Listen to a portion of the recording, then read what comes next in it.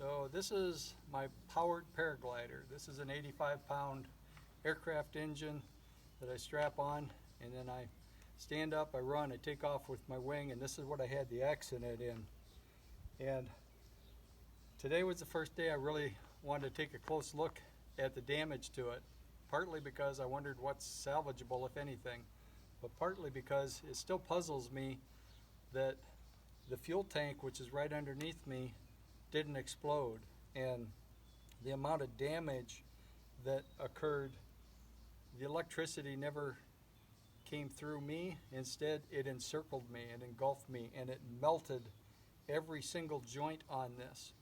And to show exactly how much it sustained, this is a comfort bar or a spreader bar, and you can see how it's nice and curved. This actually blew apart from the electrical energy and deformed.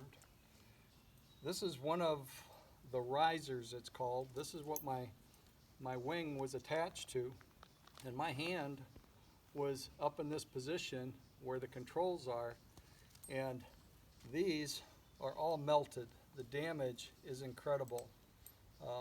Everything is melted apart, and it's crunchy and crispy. This side is also incredible because this is my throttle, and this I had in my left hand, and the metal is actually melted and arced. It's charred and it's melted, and yet this hand didn't get electrified, it didn't get burned. This one took a lot of damage. I have burns from the elbow all the way through my wrist because my hand was up here, and there was a lot of arcing that occurred here, here, and here. This arcing caused full thickness burns here, and I also have a full thickness burn on the back of my thigh, which I'm not exactly sure what that contact point was other than, oh yeah, my buckles. These are the straps that were across my leg, and I can see now that this metal is melted. So it's obvious now that this strap that came across and was buckled here, that arcing on there is what burned the hole in the back of my leg. Every little piece of metal, every little joint on here has melted metal on it. Even this little strap, this retaining piece of metal here for this strap, this is melted. But that's not even the most incredible part. When I saw I was going to hit the wire, it was unavoidable, and my only thought was I'm dead. Because being in the fire service 30 years, I totally understand the impact of hitting an electrical wire, and those were transmission lines. They're the really big lines that carry power to communities across the county. So hitting that, I figured that's it. The arcing that went all around me is what burned me, but the electricity never passed through me, even though my shoulder was right here, and this big arc here burned the back of my shoulder, gave me a full thickness burn on the back of my shoulder blade, but the electricity didn't pass through me. Every single joint here, this frame all disassembles, and it's held together by these plastic pieces and Velcro. Every joint is blown apart and melted. The arcing between the pieces of metal.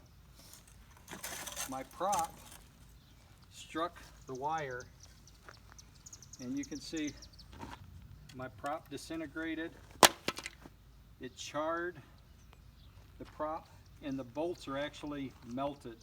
The whole tops of these liquefied and melted. My carburetor, this is the air filter. It's burned, it's melted. These joints melted. This is the fuel tank that sits right underneath me. That's 2 gallons of fuel, and if you see the fuel in there, it's still full.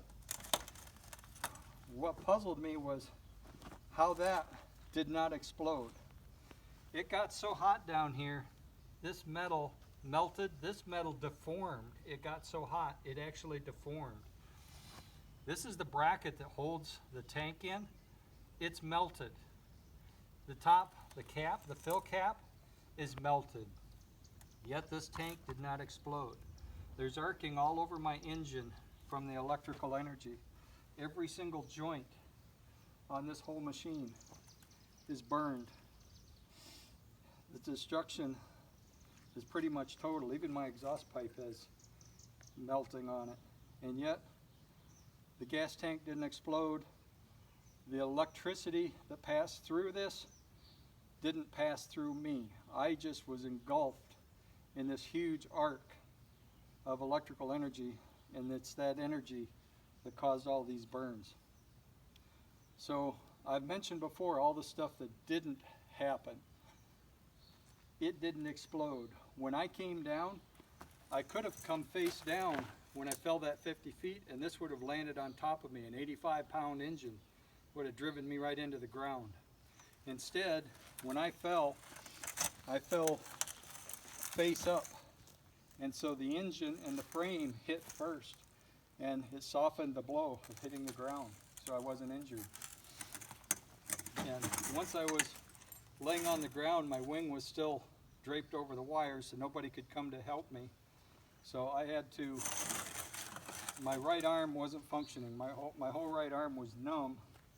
So I had to get myself out of all of these straps, chest straps, leg straps, pull these off of my shoulder, and actually I had to be careful because the metal was still hot and very sharp and jagged all over. Every piece of this where it melted is razor sharp now. And I had to crawl out over this to get over to safety where people could help me. So one other thing, this has a starter on it, a 12-volt starter, and the battery sits right next to me.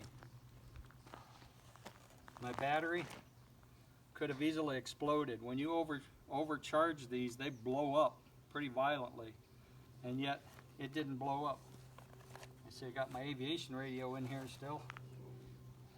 Like I said, it's kind of the first time I've actually done a close look at this machine and to look at if there's anything salvageable. I think this is probably about it.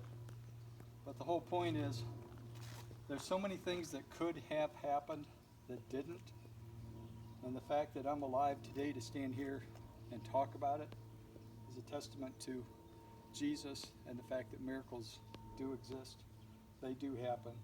And the only way that I survived and my machine didn't was because Jesus and the angels were right there to grab me and keep me safe. Thank you for watching.